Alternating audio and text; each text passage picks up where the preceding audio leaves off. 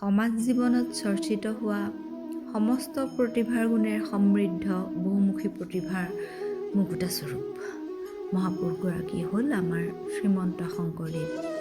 1449 খ্ৰীষ্টাব্দত আহিন মাহৰ শুক্লা দশমী তিথিত বৰদোৱাৰ আলিপুখুৰীত এইজনা মহাপুৰুষৰ আৱিৰ্ভাৱ হয়। পুৰণি অসমৰ ইমূৰৰ পৰা সিমূৰলৈকে ধৰ্মৰ দোলেৰে জনতাক একত্ৰীকৰণ কৰাৰ প্ৰচেষ্টা চলায়। কিৰাত, কছাৰী, খাচী, গাৰো, মেচ, চণ্ডাল আদি কৰি সকলোকে ভগৱতী বৈষ্ণৱ ধৰ্মত দীক্ষিত হ'বলৈ আৰু জাতীয় একতাৰ ভেটিত থিয় দিবলৈ সুবিধা দিলে।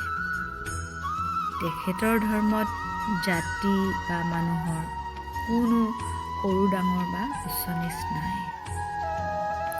একেশ্বৰবাদিতাই মহাপুৰুষজনাৰ প্ৰধান দৰ্শন আছিল। কুকুৰ শৃগাল গদৰ্ভৰো আত্মাৰাম, জানিয়া সবাকো পৰি কৰিবা প্ৰণাম। সকলোকে সমানে সন্মান জনোৱা তথা সাম্যৰ আদৰ্শৰে মহিমামণ্ডিত তেখেতৰ এই ধৰ্ম। বৰদোৱাত নামঘৰ সাজি শংকৰদেৱে ভক্তিৰ প্ৰথম খুঁটি মাৰি সত্ৰ আৰু নামঘৰৰ বীজ ৰোপণ কৰে। ধোৱাহাট, বেলগুৰি, পাটবাউসী আদি ঠাইত মহাপুৰুষে সত্ৰ পাতে।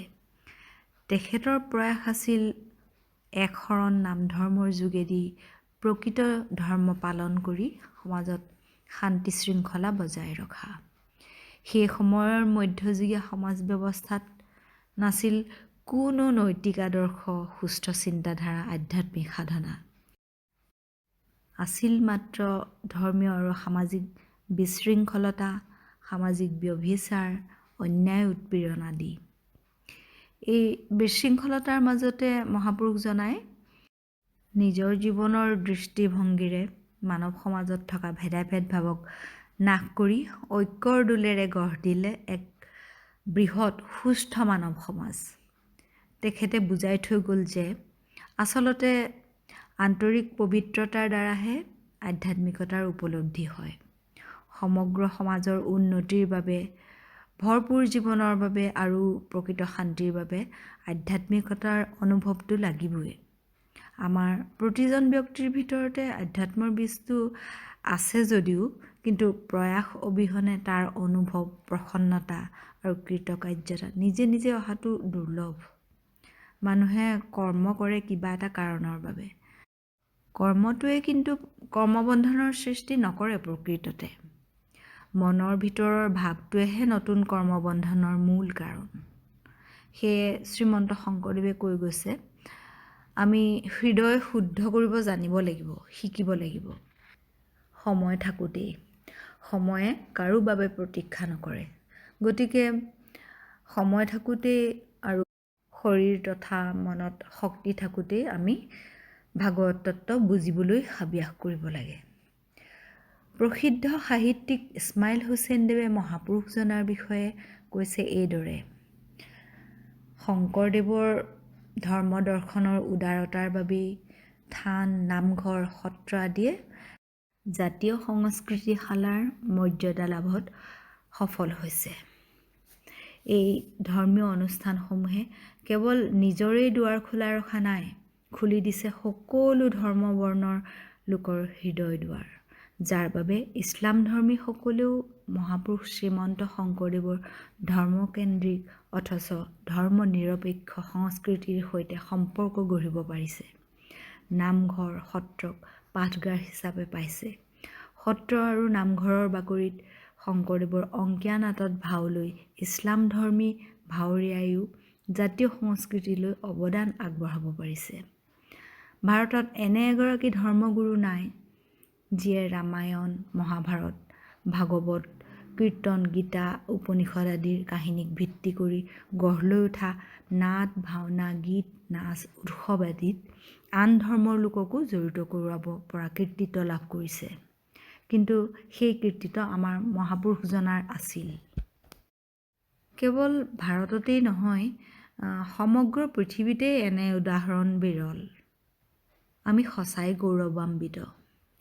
লণ্ডনত শ্ৰীমন্ত শংকৰদেৱৰ ৫৬০তম জন্মোৎসৱ উপলক্ষে দিয়া ভাষণত ইছমাইল হুছেইনদেৱে শংকৰদেৱ বিশ্বশ্ৰেষ্ঠ নহ'ব কিয়?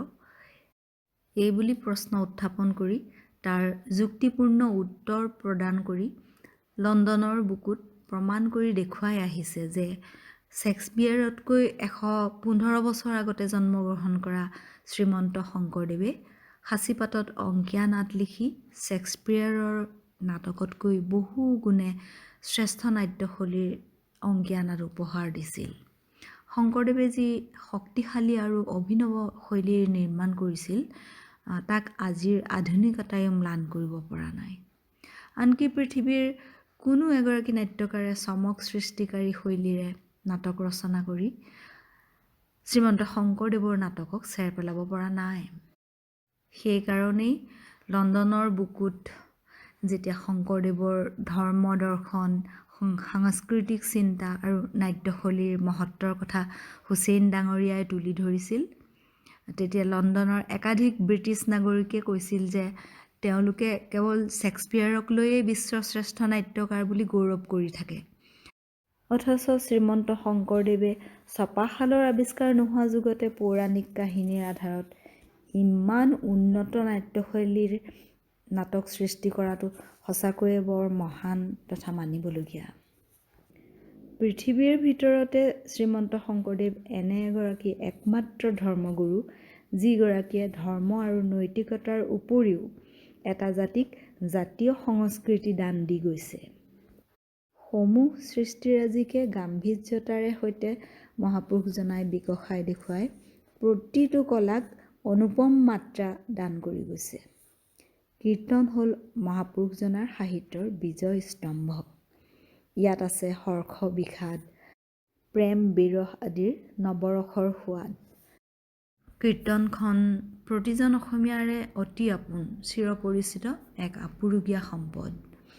আচাৰ্য বিনোৱাভাৱে কৈছে, মই বহুতো ধৰ্মৰ বিষয়ে অধ্যয়ন কৰিছোঁ, কিন্তু শংকৰদেৱৰ প্ৰচাৰিত ধৰ্মৰ নিচিনা উদাৰ ধৰ্ম এই পৰ্যন্ত ক'তো পোৱা নাই। সঁচাকৈয়ে আমাৰ সংস্কৃতিৰ সুউচ্চ আসনখনত এইজনা মহাপুৰুষ সদায় মহিমামণ্ডিত হৈ জিলিকি ৰ'ব। ডক্টৰ লক্ষীনন্দন বৰাদেৱে কোৱাৰ দৰেই শ্ৰীমন্ত শংকৰদেৱ এনে এজন প্ৰচণ্ড পুৰুষ যি অদ্যাপিও অসমীয়া জনজীৱনৰ নায়ক। প্ৰায় ৬০ বছৰ অসমীয়া সমাজ আৰু ভাষাক নতুন ভেটিত প্ৰতিষ্ঠা কৰি ১৫৬৮ চনত ১৪৯০ শক কোচবেহাৰত আমাৰ এই মহান গুৰুজনাই বৈকুণ্ঠ প্ৰয়াণ কৰে। মহাপুৰুষজনাৰ প্ৰিয় শিষ্য মহাপুৰুষ শ্ৰী শ্ৰী মাধৱদেৱৰ গুৰু ভতিমাৰে আমিও এইজনা মহান গুৰুলৈ সশ্ৰদ্ধ প্ৰণাম জনাওঁ। জয় গুৰু শংকৰ সৰ্বগুণাকৰ, যাক এৰি নাহি কেও পাম, তোহাৰী চৰণকো ৰেণু শতকোটি, বাৰেক কৰোহো প্ৰণাম।